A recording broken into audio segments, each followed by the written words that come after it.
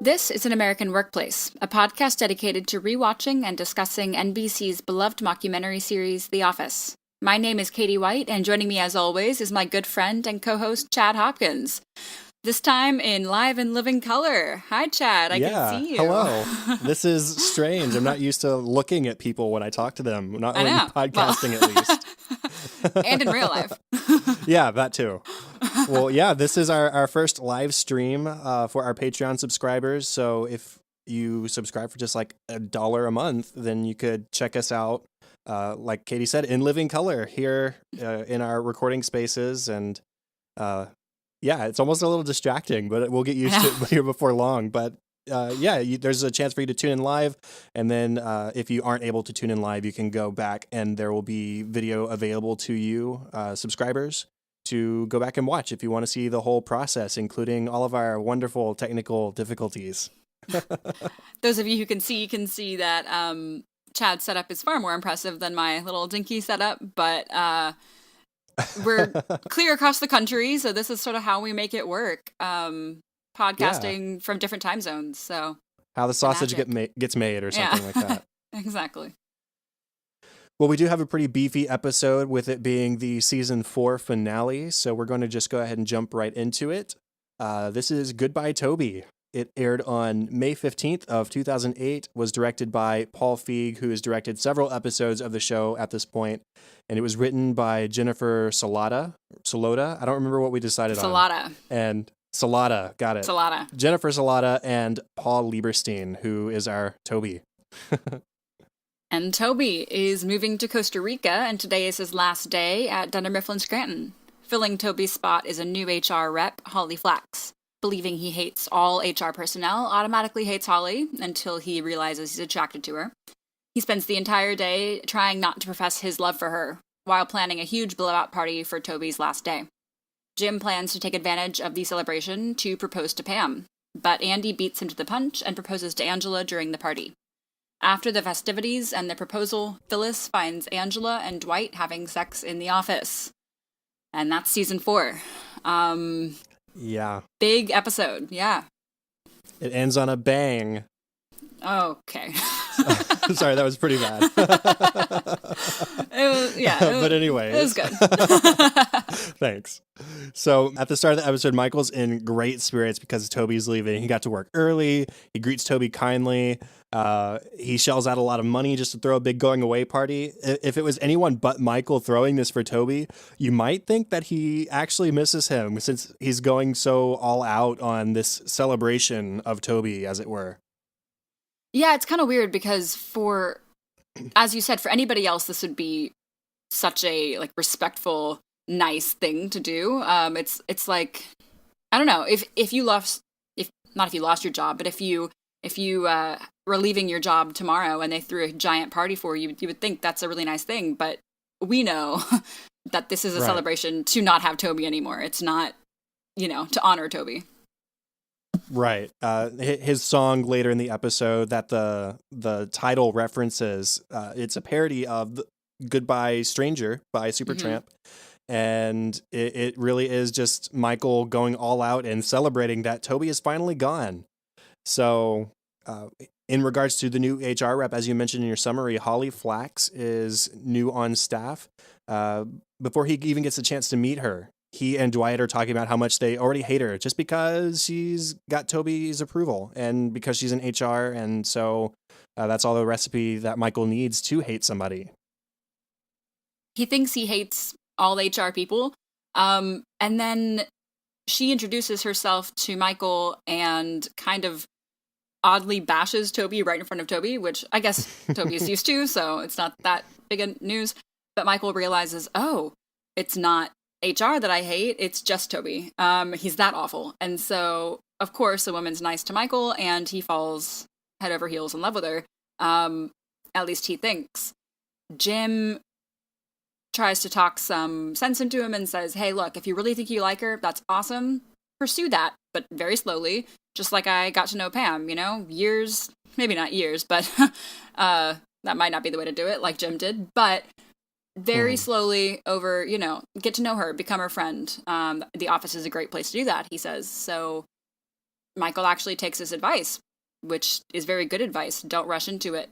Be her friend. And so he spends the whole day just kind of toning down his Michaelisms and Right. trying to be a good friend. He even cuts off a "that's what she said" joke at some point, Yeah. which is insane for Michael. But he's really trying to be respectful, uh, and it like you said, it's typical Michael fashion where he's just head over heels with somebody instantly. Starts making jokes about having to kiss if they hung her from the ceiling, which is wrong. That's mistletoe. He asks if she's real or a hologram, and then asks automatically about her commute to work and offers to make her a mix. This is somebody he's known for a total of 10 minutes. And it's very awkward. She is sort of awkward in return and sort of timidly, yeah, sure, that would be okay, I suppose. Uh, and then we see him searching for songs on his computer. Right after that, he is just diving head over heels. Jim does talk some sense into him, and we wonder for a moment whether he's going to follow that.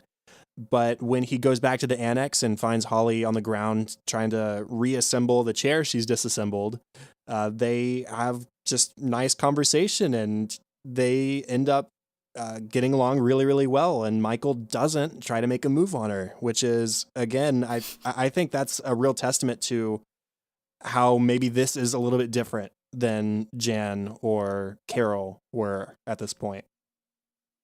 And every time I watch this episode, I think like, oh, Holly seems so. She's another woman that Michael's just gonna fail on, if that makes sense. Like, Mm-hmm. she's just another nice lady who is unsuspecting of Michael's weirdness, but we get a little glimpse at Holly's personality here, and she's weird too.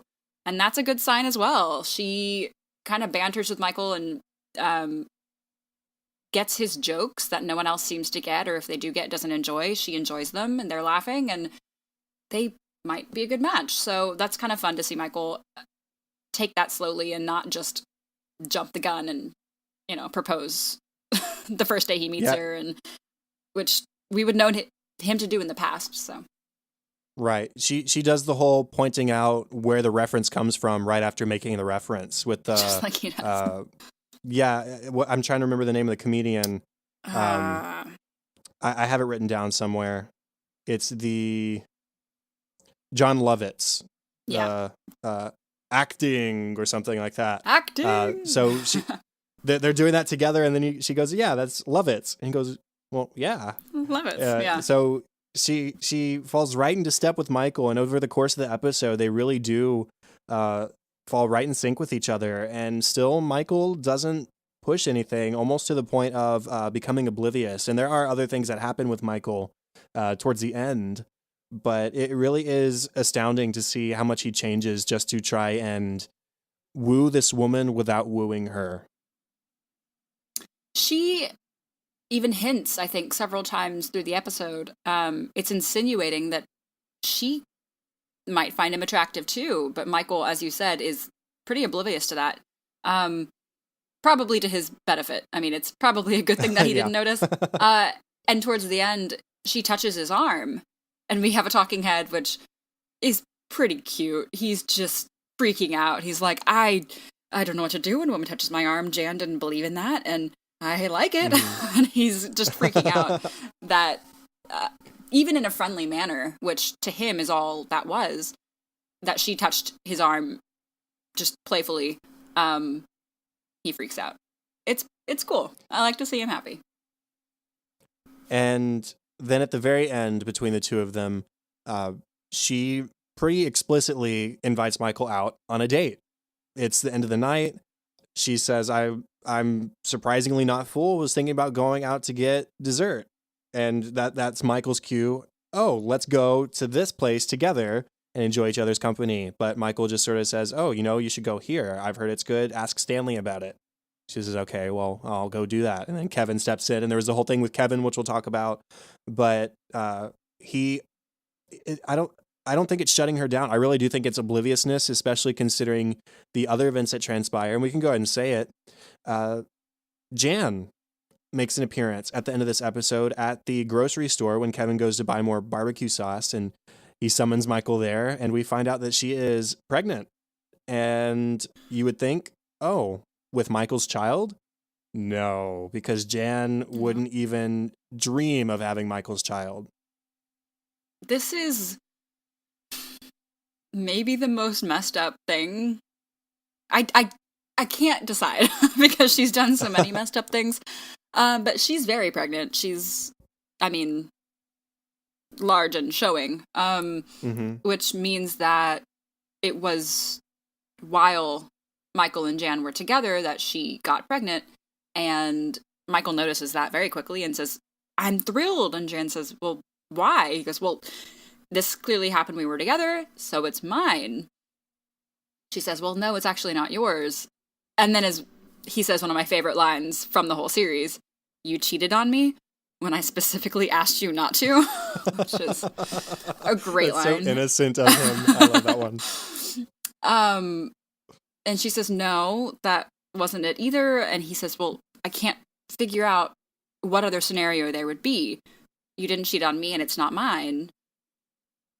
So what is it?" And she went to a sperm bank and got a sperm donor while she was with Michael and didn't even say anything. And it's just, All I can think about is the end of dinner party, or it's not even the end, it's the middle of dinner party when we learn about the vasectomies and how yeah. Michael was doing all this stuff to accommodate what Jan wanted.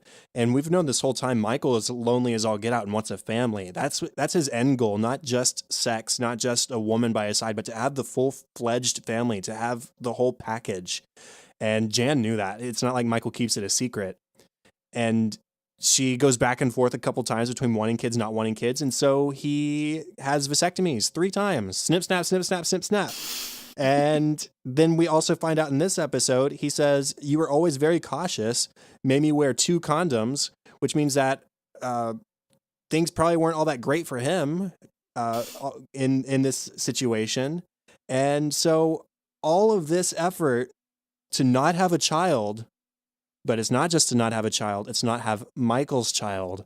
And she sought out an alternative. And for Michael to learn that, I just feel really bad for the guy. It's one of the most pathological things I think Jan does in the entire series. I mean, it's really just gross. And she says, "Well, it's not just a sperm bank. Like, it's a really great sperm bank." Okay, well, you still put your boyfriend through hell just not to have a kid with him, and you wanted kids all along. And if you want kids that badly, and you're with somebody who wants kids that badly, but you don't want his kids, maybe that's not the guy for you, and maybe we should have figured this out a long time ago. Yeah.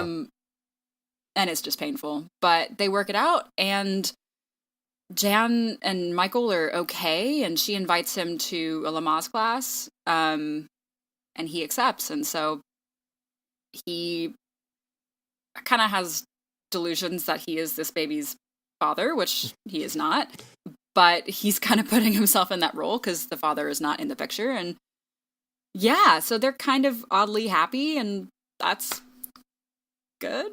I guess. I guess. I think the exact phrase he uses is, "I'm going to be kind of a daddy." Yeah. No, like there's all or none. you're not. I mean, there's adoption, but there's no way Jan's going to let him even adopt this kid. Oh no.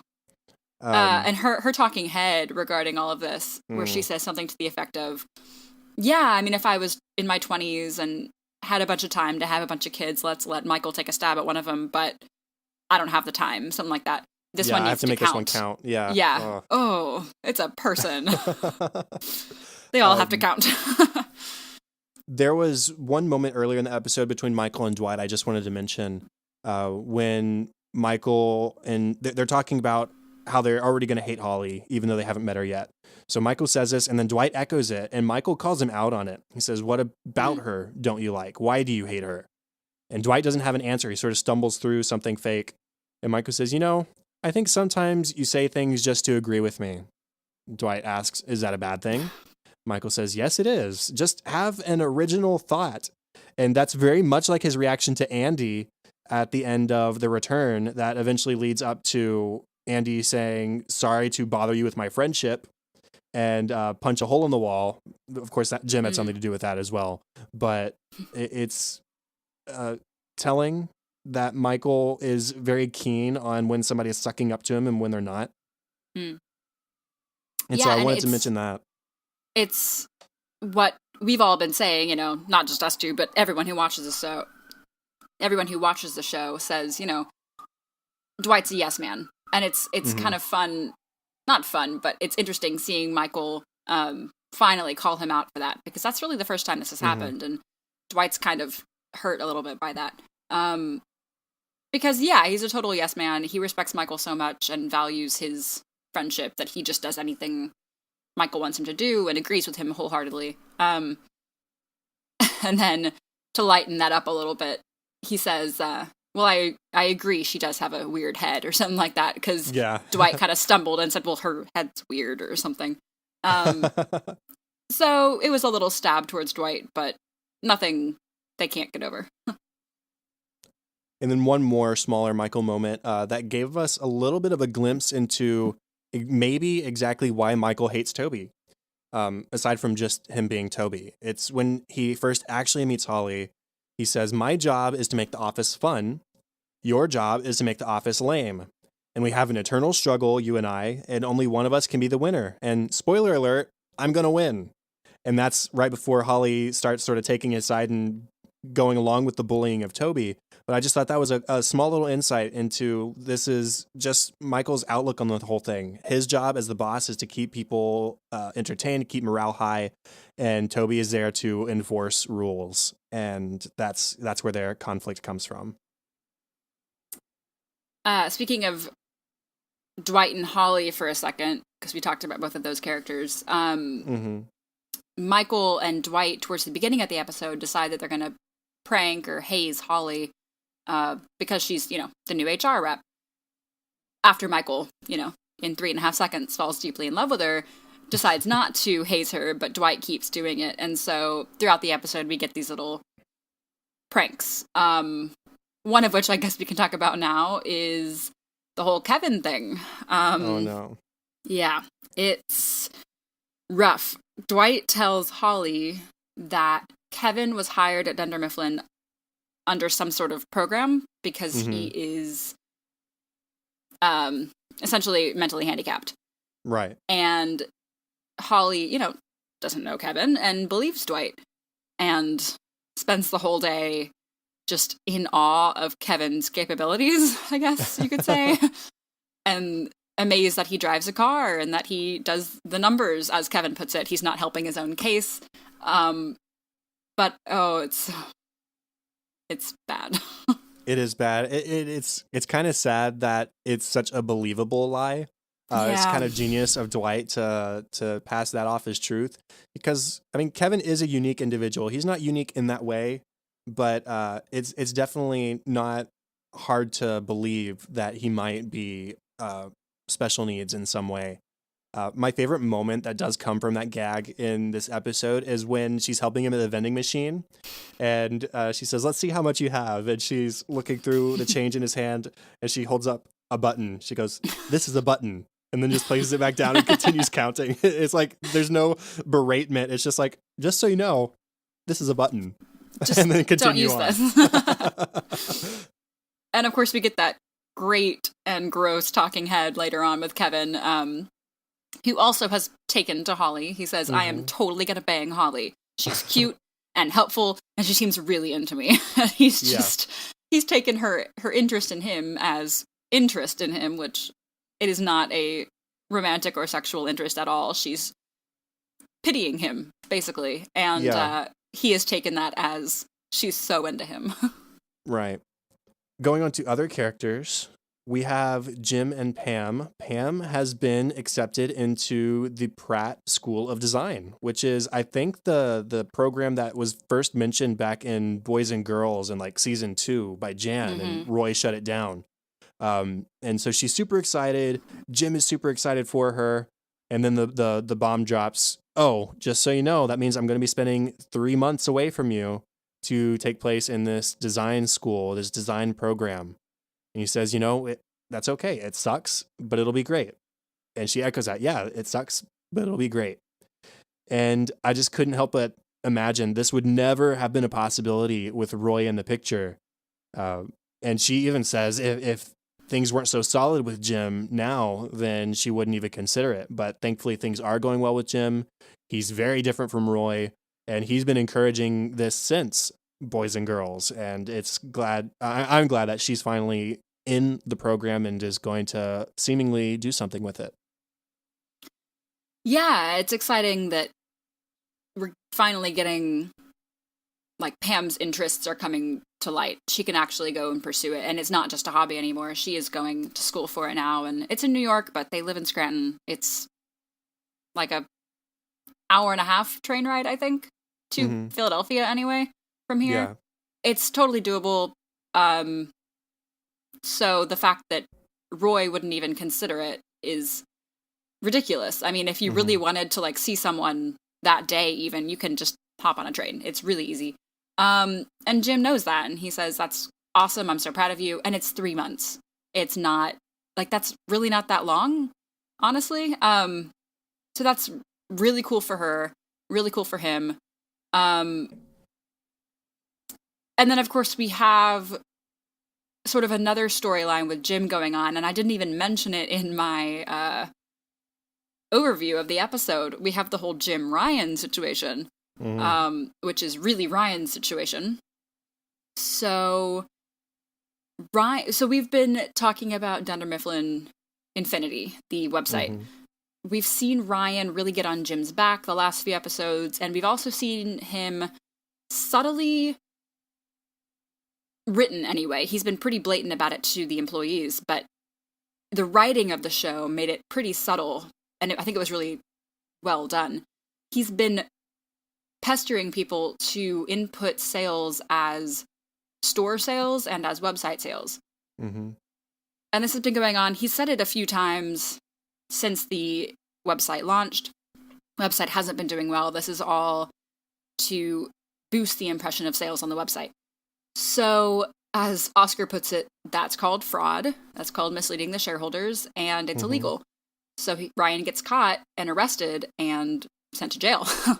So big plot point for Ryan here. And Ryan's been getting on Jim's back at the beginning of this episode, and Jim leaves him a voicemail that says, like, you know, this is after Jim decides to propose to Pam. He says, you know what, you can't get rid of me. I do value this job. I know you don't think I do, but I do. And I'm not going anywhere. And it goes to voicemail. And then we see Ryan, of course, being escorted by the police. My least favorite moment of all of that is when Jim makes the call to Ryan and says, hey, I made this big sale, been working on it really hard. Just wanted to let you know I'm trying, and I'm making more of an effort, and things are going well. And Ryan says, congratulations. And Jim says, thanks. And Ryan says, don't interrupt me. Congratulations on doing your job. Man, he's just the worst. And so for Jim to later leave that scathing voicemail and saying, you know, basically, screw off, man, because you may not think I care. You may not think I care about this job, but I do, and I'm going to fight back. And later, after this whole thing has transpired and Ryan's now in jail, we find out, Jim leaves another call very smugly and says, oh, yeah, don't worry about that. I'll talk to you later. Good luck with everything. We're cool, or whatever. I don't remember exactly what he said. I didn't write it down. Your hands are tied. yeah, your hands are tied right now. Yeah. And so it's nice that Jim does have that little moment of redemption, and maybe that means we can see Jim being a little bit more free-spirited at work again. Because he can pretty much say whatever he wants to Ryan at this point, because Ryan's not gonna be... I think I can say this without having any spoilers. If you get arrested for fraud working for a company, you're probably not going to be working at that company anymore. So I think Jim can say whatever he really wants to Ryan without any consequences at this point. So he leaves that little stabbing voicemail, rather. Going on to other characters, we've got Angela, who... in planning this going away party for Toby, has come up with a cake, and that's pretty much it. And Michael wants this to be this big affair, this big big celebration, and she just refuses to cater to Michael's wants for the party. So he offers the job to Phyllis to plan the party, and Phyllis very eagerly accepts. And Angela is livid. She is not excited about Phyllis having any sort of say so in any sort of party because it's not her job. Angela, is the head of the party planning committee, and how dare anybody else take her off her throne? But Phyllis eventually has to come to her for a list of vendors, and Angela had shredded the list of vendors just sort of out of spite. And Phyllis, poor Phyllis, she's so stressed at many times in this episode, and we see a couple more in the deleted scenes. But every time she gets angry, she apologizes. She can't commit to anger, which does come into play later in in the next season as well. But that scene at the accounting department where Angela has shredded the list, Phyllis walks away after pushing over a small stack of books and then says sorry as she's walking away because she can't, even to Angela, who treats her terribly, Phyllis can't say or can't do something and not apologize for it. This made me laugh. This made me laugh thinking about Angela freaking out over this party. When I really thought about it, all of Angela's parties are the exact same. She has a cake, she has some chips and snacks, and maybe some different colored streamers than the last party, but that's essentially it. And it's pretty comical that Michael asking her to do anything other than that, she just can't think about it. She can't do it. It's far too much. And then Phyllis, I mean, granted, she's very stressed because she threw together this party in a day, and it ended up being awesome. It looked so fun. There was a freaking Ferris wheel. Right. Yeah. Ferris wheel, like a moon bounce or a bouncy castle, whatever you call them. Bunch of food vendors. I mean, it looked like an awesome party, actually. Fireworks, TBD on the fireworks, but this huge party, and Phyllis threw it together in an afternoon. So yeah, I thought that was pretty funny. Yeah, it's almost draws into the question the idea of a party planning committee if there's not really much planning going on since it's just a copy every time. Right. And continuing on with Angela, at the end of the night, she is engaged because Andy hijacked Jim's moment that he had set up with fireworks you just mentioned. Jim had given Phyllis a few extra bucks and said, hey, let's do some fireworks, because talking to Michael earlier about taking it slow with Holly, Jim had been talking for a few episodes about wanting to propose and having had the ring since the week after they started dating.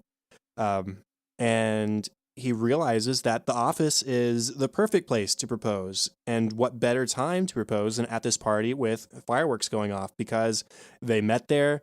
They got to know each other there. They ate lunch together for the first time there. They kissed for the first time in the parking lot and in the office. They have a lot of memories built into their relationship at the office. So it really is the perfect spot. And Jim plans this, and it just does not go to plan. And it would have been extra perfect because Pam's about to leave for 3 months, and I think he really wants to propose before she leaves so that they have that foundation or whatever. And he can't do it while she's there because it won't be at the office. And yeah. And then Andy and Angela, who barely even seem to like each other, get engaged, and Pam is really bummed because she kind of had this feeling. She saw the fireworks and kind of saw how Jim was acting, and she was like, is he going to propose tonight? I think he is. And she was getting herself really excited, and then it didn't happen. So especially to see Angela and Andy, who, like I said, barely tolerate each other, get engaged, must have stung a little bit.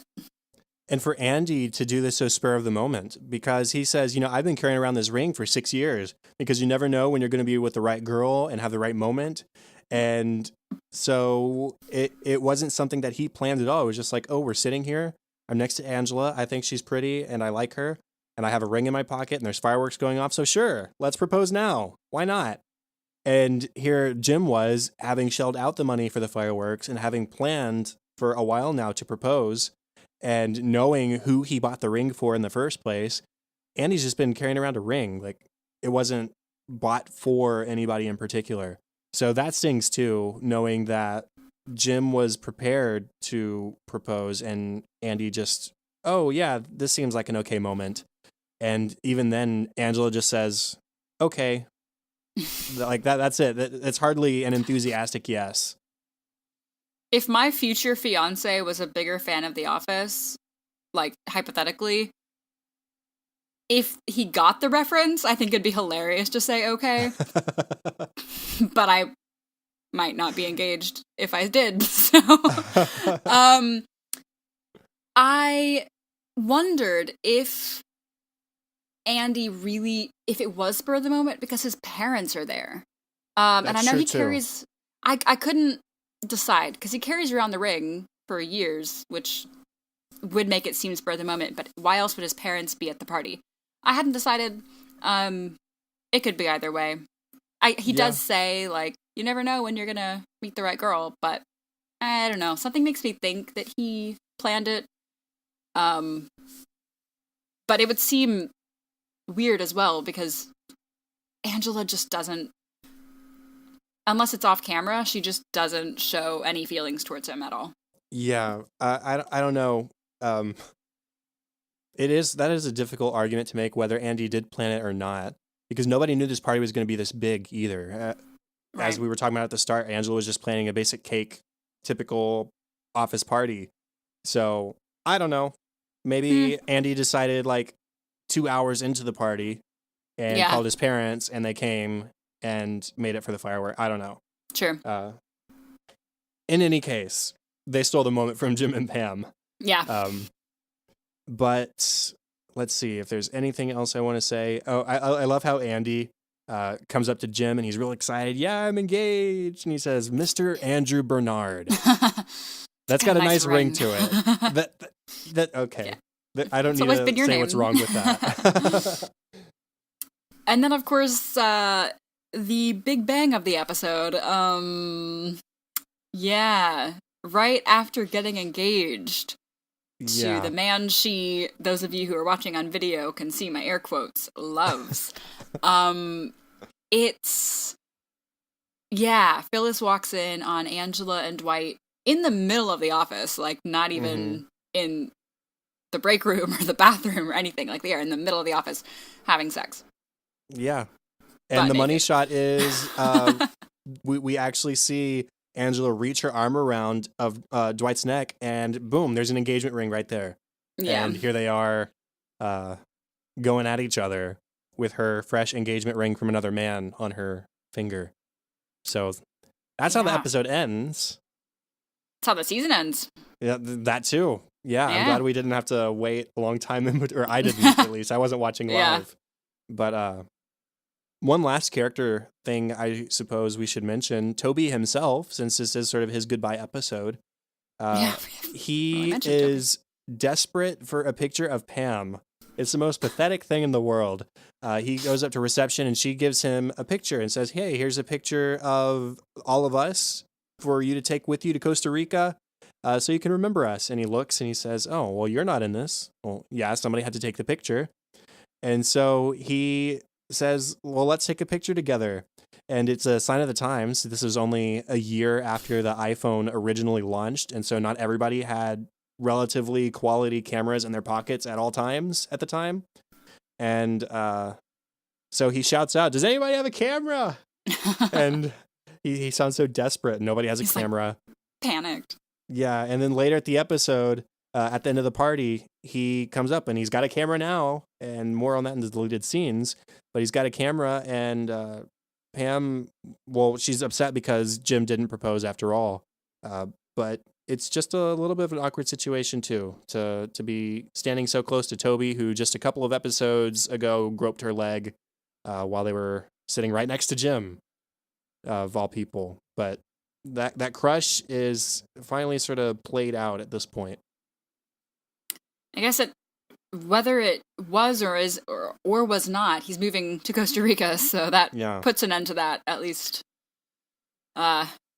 being in the same space won't be torturous to him anymore. What about funny moments? How about you start us off? We have the cold open, of course. Jim forwards Dwight's cell phone to Jim's headset. He has like a Bluetooth headset, which Dwight can't figure out. It drives him crazy. And so he says, fine, I'll just forward everything from my cell phone to my desk phone. And Jim had thought of that as well and forwarded Dwight's desk phone to Jim's work phone. It makes more sense if you watch it.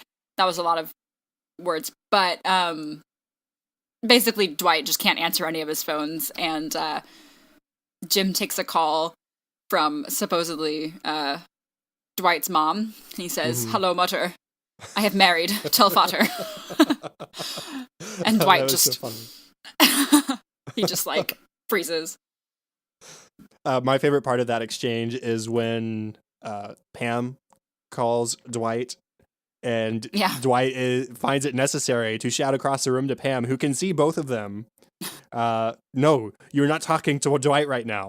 She just says, I'm confused. I'm confused. You sound so handsome. Yeah. Michael tells the story of how his Nana sends him a $50 check for his birthday every year. But this year she sent 9 or 10 checks so far. And he knew he wanted to save it for something. And so he decided on a motorcycle. So where's your motorcycle? Well, he put the money in his shoe for some reason. Because, why would you use a wallet? And he forgets about it in his shoe until the very instance of Toby's party. And he's happily humming a tune as he removes the shoe from his foot and lifts out the inner sole and then pulls out the money and hands it over to Angela. It's just the strangest little scene, but it's pretty funny too. Speaking of the party planning, as far as Angela's sad little party goes, she had planned a slideshow of Toby, but they had 2 pictures of Toby from all of his years at the office. And so just the idea of a slideshow and just 2 pictures flipping back and forth is just pretty funny to me. And the best part is that they were 2 pictures of him standing in the same spot, probably taken in the same moment. Like they ambushed him for pictures for the slideshow. So if it was just the 2 of them, he'd be posing between 2 poses in the same spot. Yeah. It was like he was taking a step. It was just like half a second from the first picture. It was just sad. Michael has a talking head where he says, thanks to Toby, I have a very strong prejudice against human resources. I believe that the department is a breeding ground for monsters. What I failed to consider, though, is that not all monsters are bad. Like E.T. Is Holly our extraterrestrial? Maybe. Or maybe she's just an awesome woman from this planet. My favorite part is that he goes, not all monsters are bad. Like E.T. E.T. stands for extraterrestrial, and most people would just refer to E.T. as an alien.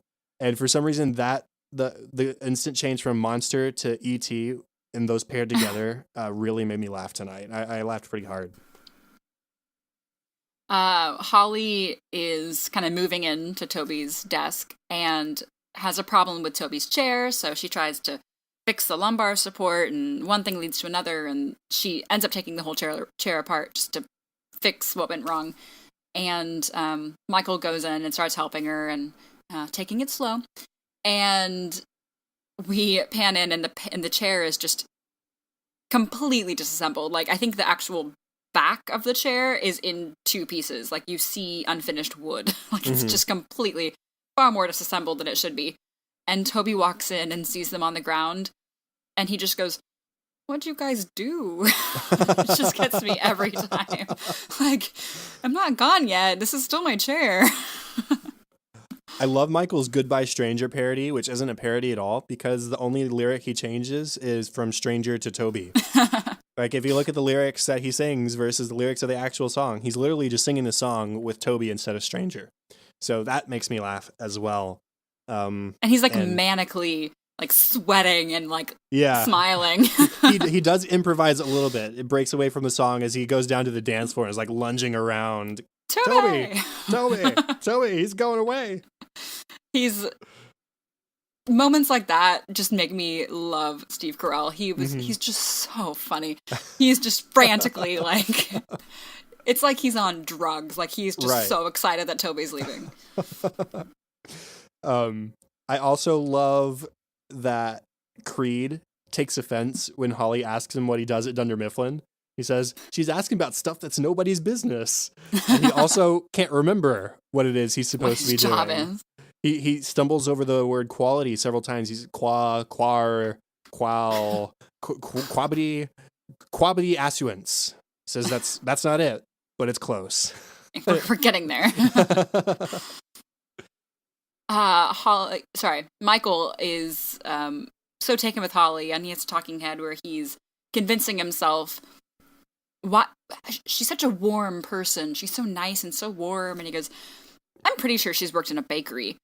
I mean, she's so simple and nice and warm. I'm pretty sure she's baked on a professional level. And he's just convinced himself that she was a baker because no one else is that nice. He just has this like fairy tale idea of like the nicest woman, and you know, she's always the baker's wife or whatever. And right.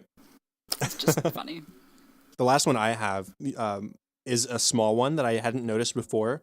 But when Dwight puts the raccoon in Holly's car, he has help from Meredith. And we see the reason for that in the deleted scenes. But Michael tells him off, and Dwight says, well, it's not rabid. And Meredith says, thanks for bringing that up. And that's just a flashback to the Michael Scott's Dunder Mifflin Scranton Meredith Palmer Memorial Celebrity Rabies Awareness Fun Run Race for the Cure way back in episode 1. So that was just a small little line, but I thought it was funny that Meredith acknowledged the whole rabies thing. Last one for me, I guess, is the anti-gravity machine that Michael really wants for the party. He saw it in a movie, and you drink a potion and you start to float, which it sounds I like think Willy anyone Wonka can guess. It sounds like Willy Wonka. Yeah. I think that's where he got this anti-gravity machine, and the fact that that's what he took from Willy Wonka, of all the fantastic, like, eccentric ideas in Willy Wonka, that scene always scared me, frankly, so. Yeah. Yeah, that was pretty funny, that he wanted the fizzy lifting drink, I think is what it was called. And the funnier part, even to me, is that Phyllis makes the call asking about an anti-gravity machine. Like she hangs on to this hope that it might actually be real just because Michael wants it. And so she asks about it, and no such luck. And they refer her to antidepressants, and she says, okay, I can get info on that. What about deleted scenes? Deleted scenes. Kevin tells Phyllis that he has some good news. The band is available to play Toby's going away party that night. Phyllis says, you know what? No, after what you did at my wedding, I'm never going to hire you. Kevin says, like, dude, that wasn't my fault. She goes, no, I'm talking about the fact that you sang 30 Police songs, all off key and off tempo with half the words wrong, is unacceptable. Yeah, apparently he ruined Phyllis's wedding, and so she just refuses to book him ever again. He tries to justify it. He says, no, that was Scrantonicity. I'm now in Scrantonicity too. And she says, yeah, like that has anything to do with anything. Yeah. That was pretty funny. But again, Kevin storms off because he says, well, I'm sorry I ruined your wedding. And Phyllis says, oh, I'm sorry. That's not what I was saying. So she apologizes even to Kevin there.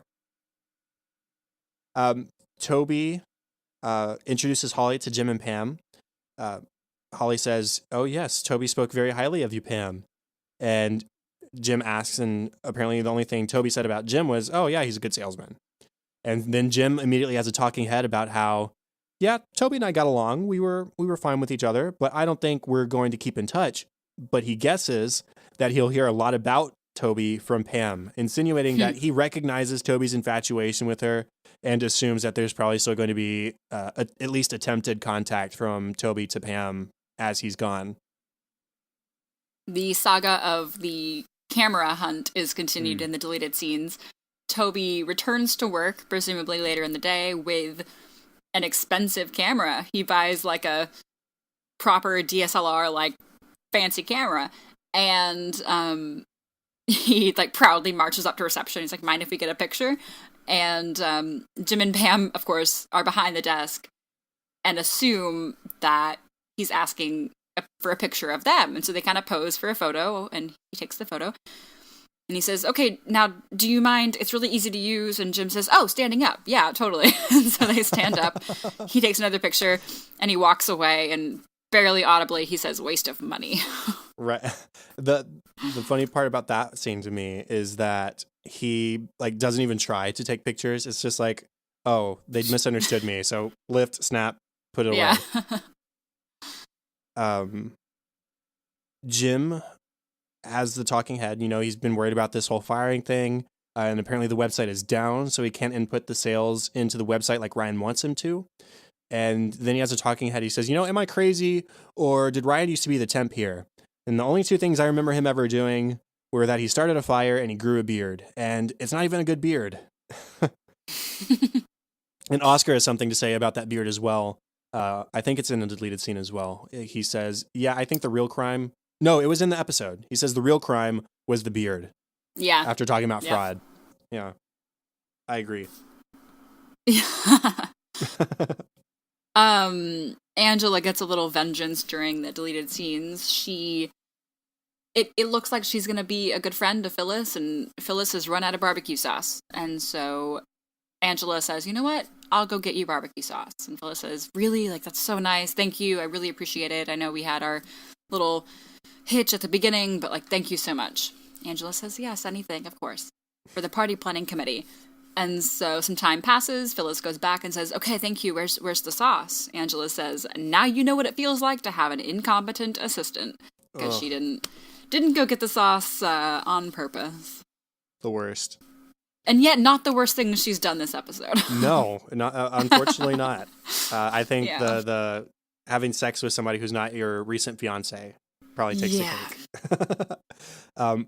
Possibly my favorite deleted scene from this episode is just a really sweet one. I talked about how Phyllis is stressed a lot of this episode. And so she and Bob Vance of Vance Refrigeration are in the parking lot trying to figure out sort of the layout of the party and where they're going to put all the attractions and the food and the Ferris wheel and all this kind of stuff. And Bob mentions, well, you don't have enough food. She says, well, that's all I have in the budget. He says, it's just a matter of money. And he pulls out some money and gives her money for more food. She asks, what would I do without you? And he says, I hope you never have to find out. And they kiss. And it's adorable. It's pretty good. Yeah. We don't get a whole lot of Bob, but he's all right. Yeah. We get some more of Jim trying to convince Pam to move in with him. She had said earlier, like, I'm not going to move in with anybody unless we're engaged. Jim hasn't proposed yet, but he's still kind of convincing her because she's apartment hunting. Just a little deleted scene. Do you have any others? One last one. Michael tries to set Toby up for failure by bringing him up to the stage, and he tells everybody, yeah, he's been working on this speech for a year, and it rhymes. And Toby says to all of you, if it's not a good speech, then he wants you to storm the stage and beat him to a bloody pulp. And so he's trying to set up Toby for failure. And so Toby comes up, takes stand behind the microphone, and he actually gives a couple of lines of verse as a speech, and it rhymes, and it makes Michael hate him a little bit more, I think. But Toby pulls it off. So he's got some, at least small, hidden talents. I think last one for me is just a little one. It's Talking Head with Phyllis, where we learn that she and Toby have never actually spoken. Which now that I think back, I guess I've never seen them speak. Yeah. In the show. I mean, I can't recall. She says, he seems nice. Yeah, she says there was once where she considered almost talking to him, but then at that point she figured she already had enough people to talk to. Right, yeah. No commentary for this episode. So our discussion topic, Chad. Okay, I've got two brief discussion topics. The first is, what do you think made Angela say yes to marrying Andy, or really even just dating him at all at this point? I mean, what is the attraction there, if there's any attraction? I think originally she dated him because he's the anti-Dwight. And then why she agreed to marry him, I don't know.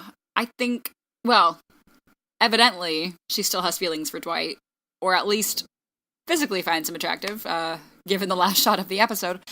But it seems like she's marrying him out of, like, vengeance to Dwight, which, as we all kind of assume, vengeance marriages are not the, healthiest marriages.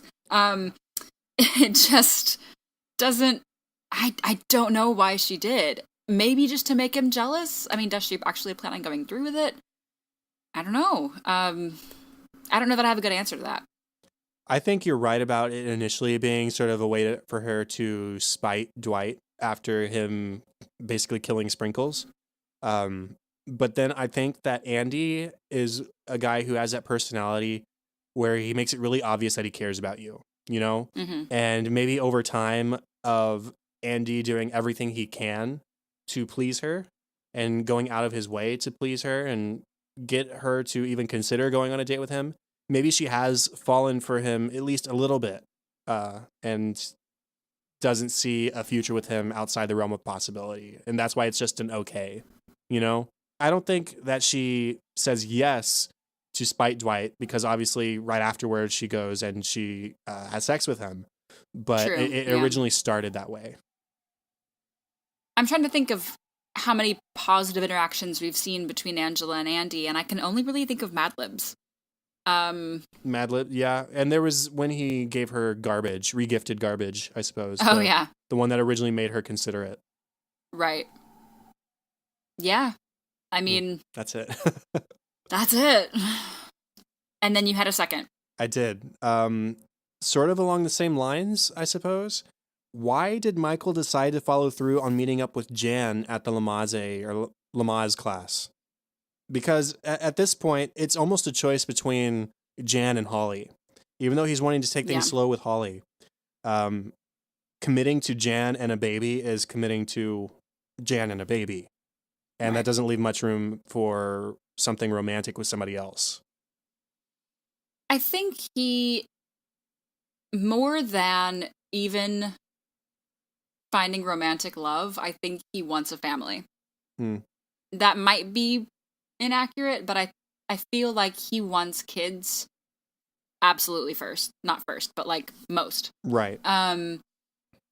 And while this is not his baby, and Jan has made that clear, it's kind of his baby, he thinks. And so he's just like, oh my gosh, I might be able to kind of be a dad. And so he just rushes to that.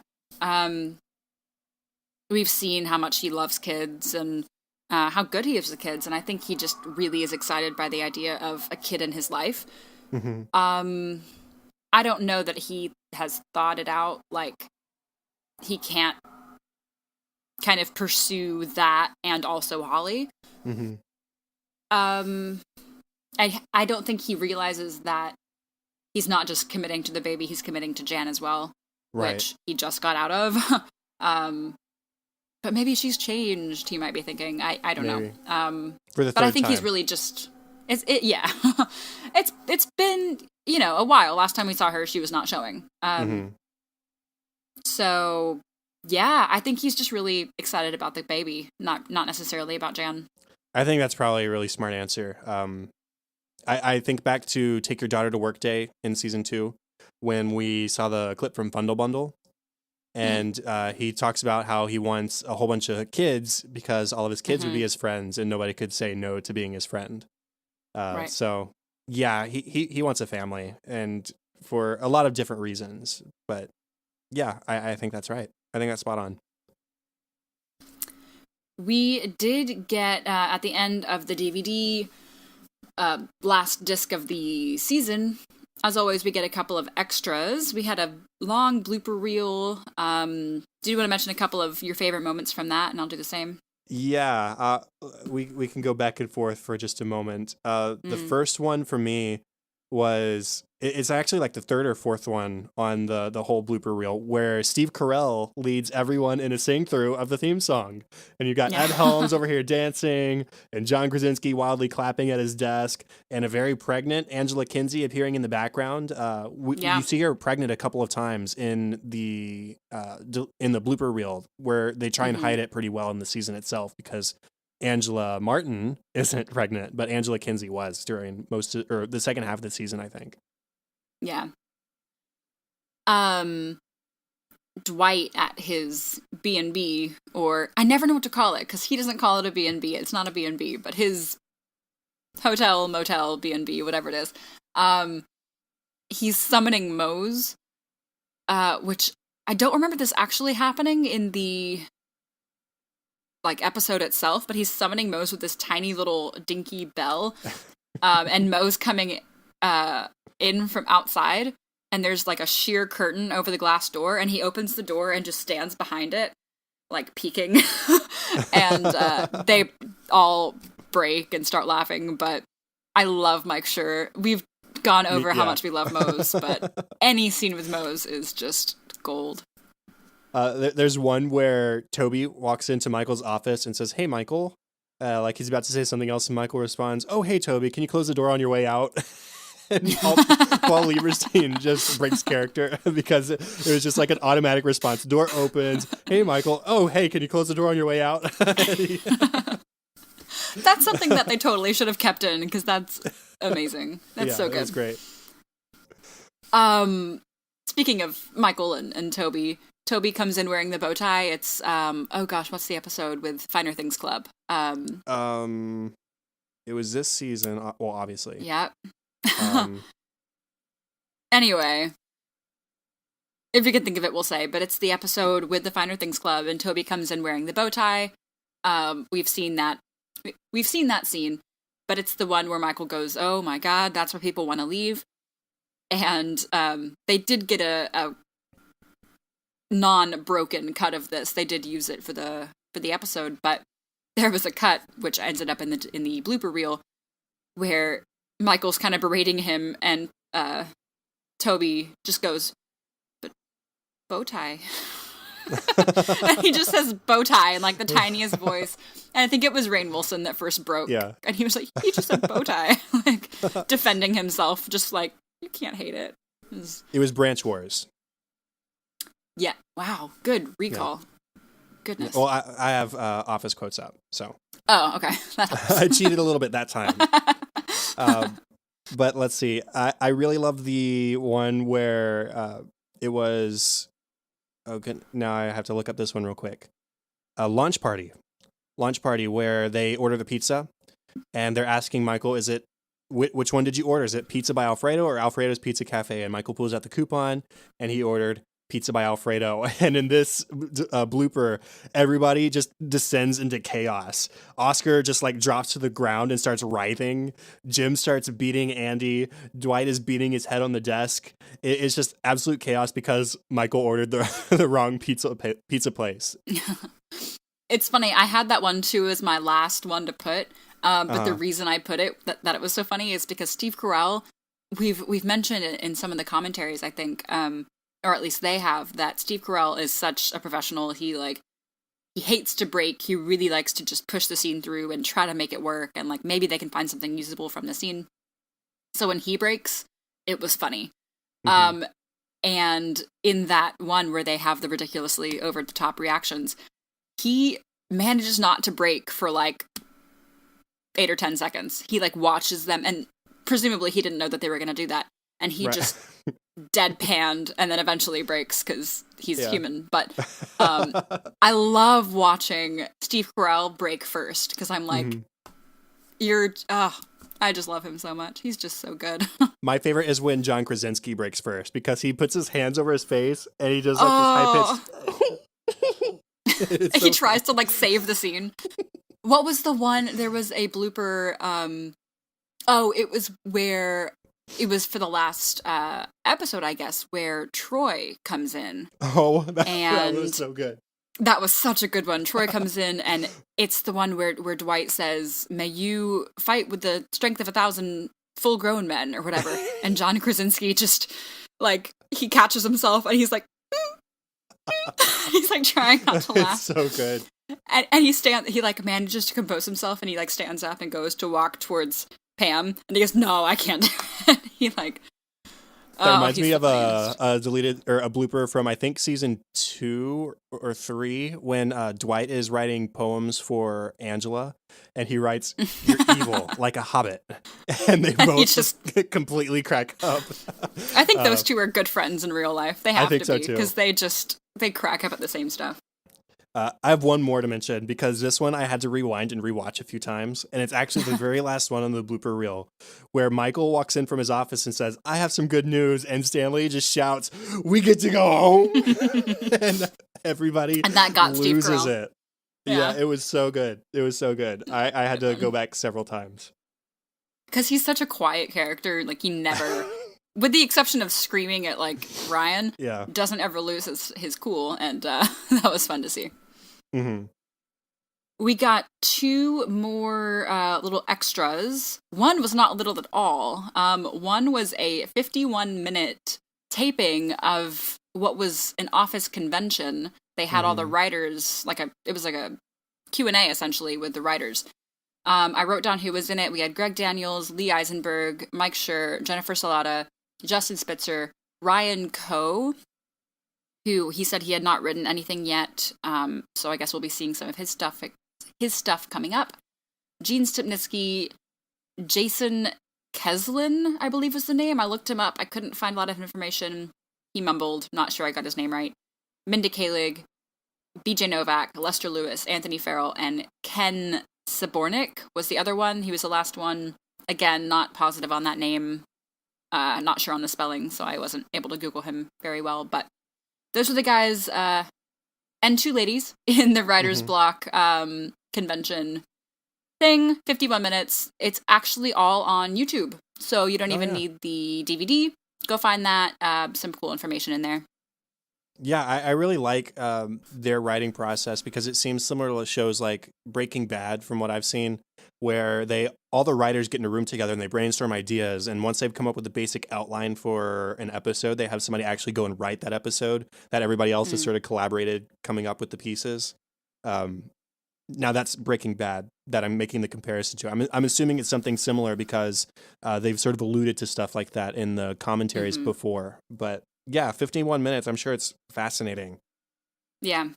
I haven't seen all of it. I watched a few minutes, but I am going to go finish that. I didn't have time before today's recording, but I am going to go watch that.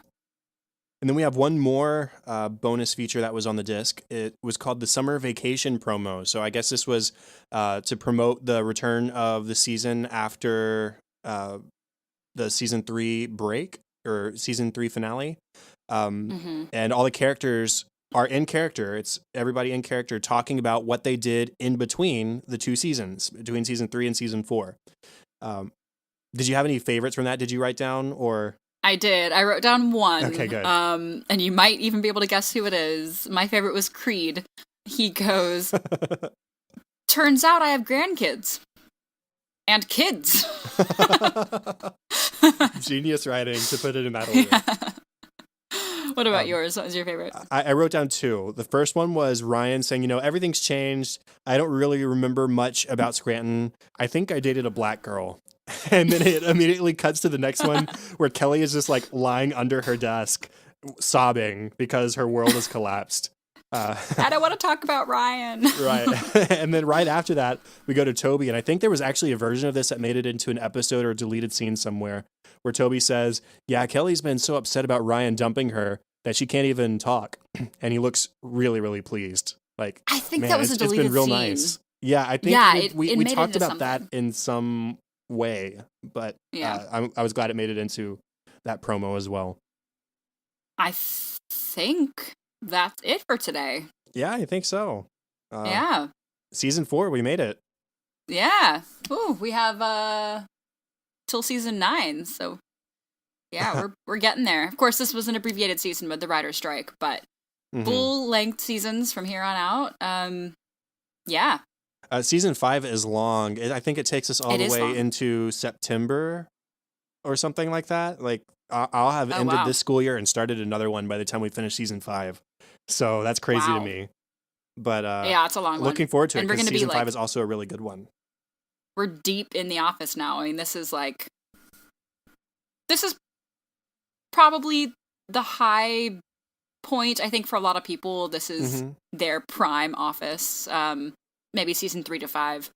So we're in the good stuff. Season 5 is the halfway point of the show too. So we're very nearly at the halfway point of all of it, which is crazy to think too. So yeah. Well, that is the end of our official 39th episode of An American Workplace. You can contact us at Facebook. I read that, and it still came out 39th. It's okay. Yep, it's fine. Let's try that again. It's the the end of the official 38th episode of An American Workplace.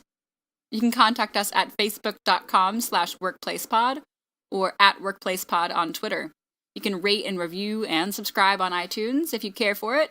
We're also on Spotify now. I don't know if we had mentioned that in the past. Anything more about that, Chad? No, nothing. It's on Spotify. So if you go to Spotify and you're a Spotify user, you can search An American Workplace and we pop up there now. And I checked yesterday and it's all up to date. So if you like Spotify or if you know people who prefer Spotify to other services, send them that way.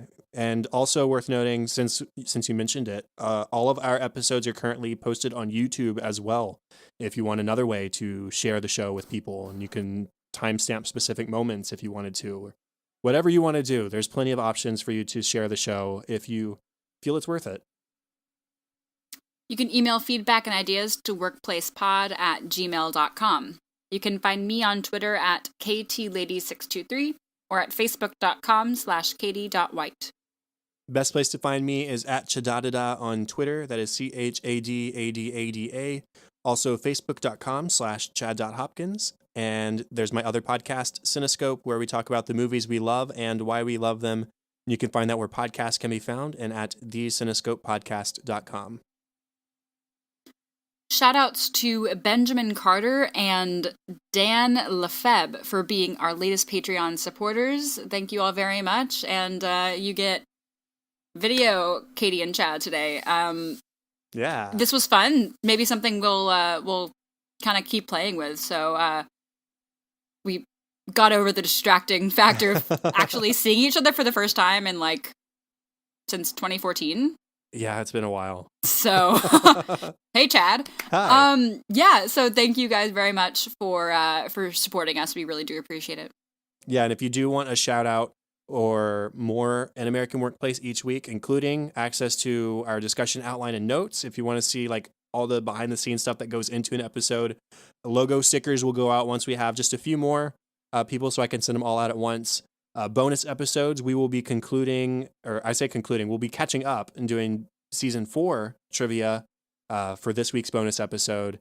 And then our live streams. You can do all those things by subscribing for at least $1 on our Patreon page, but you can subscribe for whatever level you think is worth it for you. And that website is patreon.com/workplacepod. And that is all for this week. Thank you so much for joining us to watch one of our favorite shows, The Office, here on episode 38 of An American Workplace. Make sure to join us in episode 39 for our discussion on the first 2 episodes of season 5, Weight Loss, parts 1 and 2. Bye.